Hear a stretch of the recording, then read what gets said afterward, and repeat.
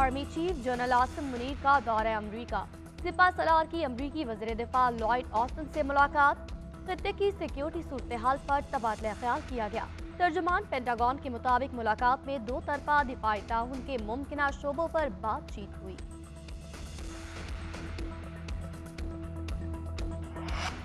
Lahore high court के justice Ali बाकर नजफी का बड़ा फैसला। आम इंतखाबात ब्यूरोक्रेसी से करवाने का नोटिफिकेशन मअतल। तहरीक इंसाफ की दरख्वास्त पर महफूज फैसला सुना दिया गया। लार्जर बेंच तश्कील देने की सिफारिश file chief justice Lahore high court को इरसाल। फैसले में कहा गया इलेक्शन कराने पर कौम के अरबों रुपए लगते हैं।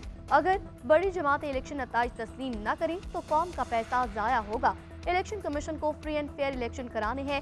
शफाफ इंतखाबात को हकीकत में बदलने के लिए उम्मीदवारों और वोटर्स को यकसा मौके फराहम करने हैं। जस्टिस अली बाकर नजफी ने फैसले में लिखा, मौजूदा सूरत हाल में जनरल इलेक्शन से मतलूबा नताइज हासिल नहीं हो सकते, जिससे जमहूरियत का मुस्तकबिल कमजोर होगा।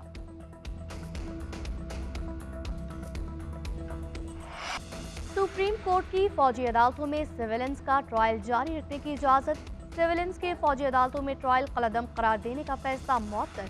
अपीलों पर फैसले तक गिरफ्तार 102 अफराद के ट्रायल का हतमी फैसला नहीं किया जाएगा। फैसला 5-1 की अक्सरियत से मअतल किया गया। जस्टिस मुसरत हलाली ने 5 जजेस के फैसले से इख्तलाफ किया।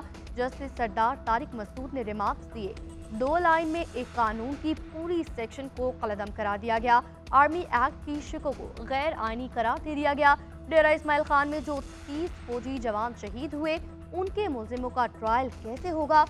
जो जवानों को शहीद करें, कानून कलदम होने के बाद उनका तो अब ट्रायल नहीं हो सकता। वजारत दिफा के वकील ख्वाजा हारिस ने दलाइल में कहा, सिविलियंस से मुतालिक दिफात को कलदम नहीं किया जा सकता। सिविलियंस में कलभूषण यादव जैसे लोग भी आते हैं।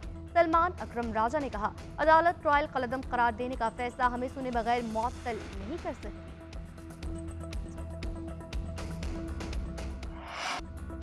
साफर को जानबूझकर जाती फायदे के लिए इस्तेमाल किया गया। साफर केस में बानी चेयरमैन पीटीआई और शाह महमूद कुरैशी पर फर्द जुर्म आए। मुल्जिमान का सेहत जुर्म से इनकार। चार्जशीट के तहत बानी चेयरमैन पीटीआई और शाह महमूद ने सीक्रेट एक्ट की खिलाफ वर्जी की। मुल्की तशख्खुस, सिक्योरिटी और खारजी मामलात को नुकसान पहुंचा। खुफिया दस्तावेजात को अवामी रैली में लहराया गया। खुसूसी अदालत के जज अबुल हसनात जुल्करनैन ने साफर केस के अडियाला जेल में समाअत की। Special prosecutor FIA Zulfiqar Abbas Naqvi का कहना है फर्द जुर्मायद होगी। बैरिस्टर सलमान सफदर ने कहा, हमारे सामने कोई फर्द जुर्म आयद नहीं हुई। मुल्जिमान ने दस्तखत तक नहीं किए। साइफर केस का ट्रायल इन कैमरा होगा या नहीं, फैसला आज होगा। खुसूसी अदालत का साबिक चेयरमैन PTI और शाह महमूद कुरैशी के वकला को नोटिस। FIA की ट्रायल इन कैमरा करने की दरख्वास्त दायर। बानी चेयरमैन PTI तोशाखाना केस में गिरफ्तार। नैब टीम जिस्मानी रिमांड के लिए आज एहतसाब अदालत में पेश करेगी। केस की समाअत अडियाला जेल में होगी। अदालत ने तोशाखाना केस में साबिक चेयरमैन PTI की दरख्वास्त जमानत मुस्तरद की थी। 190 मिलियन पाउंड केस में साबिक चेयरमैन PTI की दरख्वास्त जमानत पर समाअत 20 दिसंबर तक मुलतवी। तोशाखाना केस 190 मिलियन पाउंड केस में भी बुशरा बीबी की अबूरी जमानत में 20 दिसंबर तक तौसी। उधर तौहीनी इलेक्शन कमीशन केस में बानी चेयरमैन PTI पर फर्द जुर्म आयद नहीं हुई।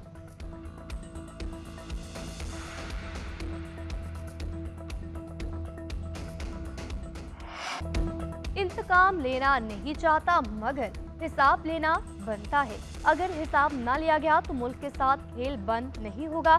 नवाज शरीफ का पार्लिमानी बोर्ड के इजलास से खिताब, बोले मेरे खिलाफ मुकदमात में कोई जान नहीं। जब पनामा में कुछ नहीं निकला तो अकामा निकाल लिया। इस दौर में जितने झूठे बोले गए वो सब के सब हवा में उड़ा दिए गए। ऐसा फैसला सुनाया गया जिसका दुनिया भर में मजाक बना।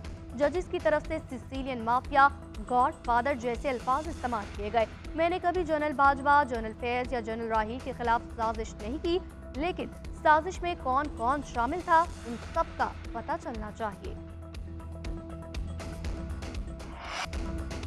दहशतगर्दों के साथ मुज़ाकरात के फैसले ने पाकिस्तान को 10 साल पीछे धकेल दिया। दहशतगर्दी एक बार फिर सर उठाने लगी। दहशतगर्दी का मुकाबला कोई एक जमात नहीं कर सकती। आपस में लड़ते रहेंगे तो दुश्मन फायदा उठाएगा। जेमन पीपल पार्टी बिलावल भुट्टो जरदारी का पेशावर हाई कोर्ट बार से खिताब, कहा एक आमर के कहने पर एक वजीर आजम के खिलाफ फांसी का फैसला करवाया गया। जो कायदे अवाम के कत्ल में मुलविस थे उन्हें बेनकाब किया जाए। सीनियर सहाफियों से गुफ्तगू में बोले, साबिक चेयरमैन पीटीआई जेल में होकर भी इंतकाम का सोच रहे हैं। उन्हें अब सियासत सीखना चाहिए। इलेक्शन में खैबर पख्तूनख्वा में हमारा मुकाबला पीटीआई, पंजाब में नून लीग और पीटीआई से होगा।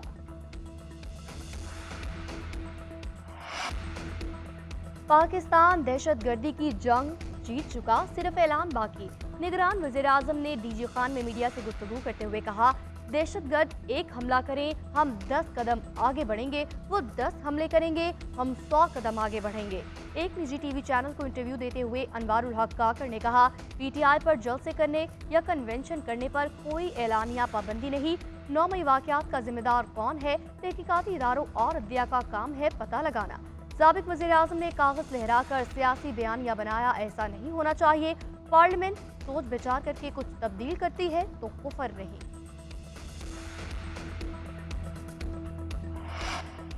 तहरीक इंसाफ को बल्ले का निशान मिलेगा या नहीं? Election commission Tehreek Insaf intra party इंतखाबात के खिलाफ दरख्वास्त पर आज समाअत करेगा।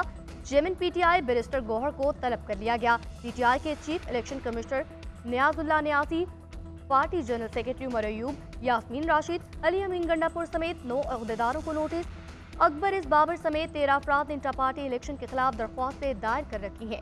इलेक्शन कमीशन ने पीटीआई का जवाब गैर तसल्ली बख्श करार दे दिया। वजाहत के लिए तहरीक इंसाफ को एक और नोटिस। इलेक्शन कमीशन के मुताबिक इलेक्शन एक्ट में वाज़ेह है कि कमीशन को इंट्रा पार्टी इलेक्शन से मुतल्लिक इत्मीनान कराना जरूरी है। इलेक्शन कमीशन इंट्रा पार्टी इंतखाबात इलेक्शन एक्ट के मुताबिक होने तक नोटिफिकेशन रोकने का पाबंद है।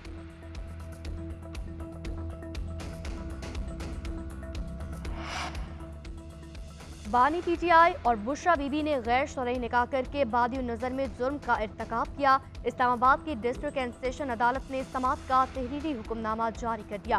हुक्मनामे में कहा गया, खावर मानिका के मुताबिक बुशरा बीबी को नवंबर 2017 में तलाक दी।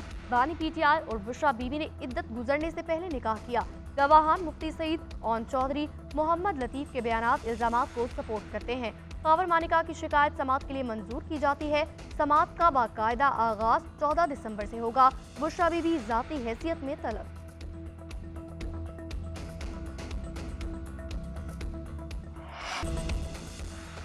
निगरान वज़ीर आज़म और काबीना का अयादा है। इंतखाबात 8 फरवरी को ही होंगे।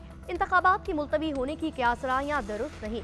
निगरान विफाकी वजीर फवाद हसन फवाद का वॉइस ऑफ अमेरिका को इंटरव्यू बोले, नवाज शरीफ के लाडले होने के बयानात सियासी बयानिए हैं। अमन अमान की सूरत हाल के बायस इंतखाबात में ताखीर नहीं होगी। मौलाना फजलुर रहमान को इलेक्शन का माहौल नजर नहीं आता तो सुप्रीम कोर्ट से रुजू करें।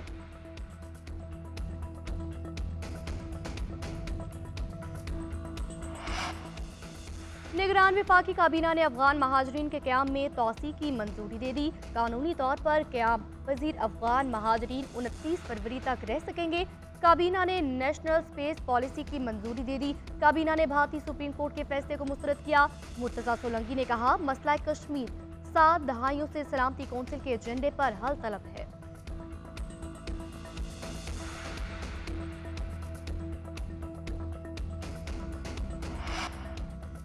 धुंध के बाइस हद निगाह कम, मोटरवेज मुख्तलिफ मकामात से बंद। मोटरवे M2 पर लाहौर से कोट मोमिन तक गाड़ियों का दाखिला मअतल। M4 ओवरटेक्सिंग से पिंडी भटियां तक बंद कर दी गई। M3 पर फैजपुर से रजाना तक ट्रैफिक मअतल। लाहौर सियालकोट मोटरवे को धुंध की वजह से बंद किया गया। फैसलाबाद में M4 को गोजरा तक बंद किया गया। पेशावर से रशकई तक मोटर पर ट्रैफिक का दाखिला मअतल।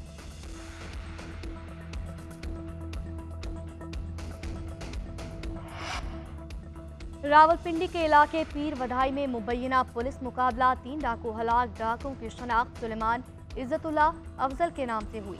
हलाक डाकू हुलिये से बज़ाहिर अफगानी मालूम होते हैं।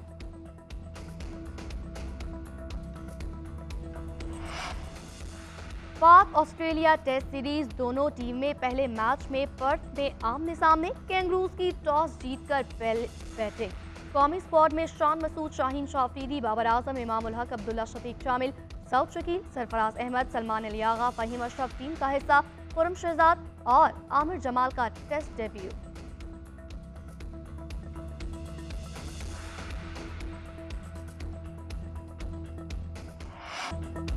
पाकिस्तान सुपर लीग में नई तारीख रकम, 3 भाई एक ही टीम में शामिल। नसीम शाह, हुनैन शाह, उबैद शाह इस्लामाबाद यूनाइटेड का हिस्सा बन गए। पीएसएल सीजन 9 के लिए ड्राफ्टिंग मुकम्मल, तमाम फ्रेंचाइजीज ने खिलाड़ी चुन लिए। प्लैटिनम कैटेगरी में पेशावर ज़ल्मी ने अफगानिस्तान के नूर अहमद, कराची किंग ने वेस्ट इंडीज के कैरोन पोलार्ड को मुंतखब किया। मुल्तान सुल्तान ने प्लैटिनम कैटेगरी में डेविड विली, कोयटा ग्लैडिएटर्स ने मोहम्मद आमिर और शरफीन ब्रदर अफर का इंतखाब किया। लाहौर कलंदर ने एक बार फिर फखर जमान को चुना। गोल्ड कैटेगरी में डेविड मिलान, नवीन उल हक, वेस्ट टॉपली और दीगर खिलाड़ियों को मुंतखब किया।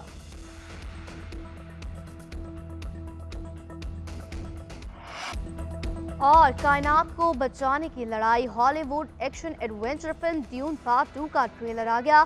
अगले साल यकम मार्च को नुमाइश के लिए पेश की जाएगी।